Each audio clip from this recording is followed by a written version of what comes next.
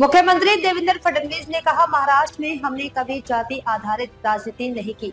OBC, Maratha, Dhangar या गोवारी सभी समाजों की समस्याओं को समझने और उनके समाधान के लिए हमने निरंतर काम किया है।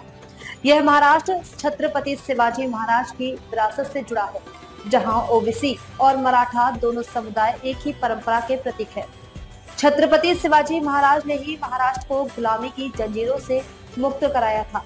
अब समुदाय के बीच चल रहे विवादों को समाप्त कर सबको साथ मिलकर आगे बढ़ाना। महाराष्ट्रामध्ये मराठा समाज असो, ओबीसी समाज असो किंवा इतर सगळे समाज असो, आपण सगळे हे छत्रपती शिवरायांचे मावळे आहोत। छत्रपती शिवरायांनी 18 पगड जातींना सोबत घेऊन त्या ठिकाणी स्वराज्याची निर्मिती केली आणि त्या ठिकाणी हा एकोपा होता, सगळे लोक सोबत होते।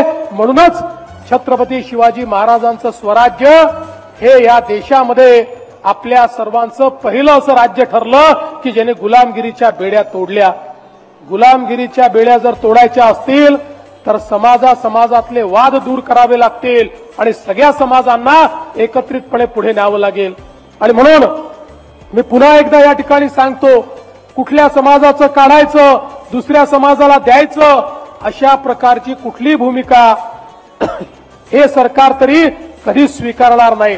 आम्ही सगळ्या समाजाचं कल्याण करण्याकरता या ठिकाणी एकत्रित आलो आहोत आणि त्याच दृष्टीनं आम्ही घेतलेले कुठलेही निर्णय जर आपण बघितले तर कोणत्या समाजावर अन्याय करणारे निर्णय आम्ही कधी घेतले नाही आणि यापुढे देखील घेणार नाही।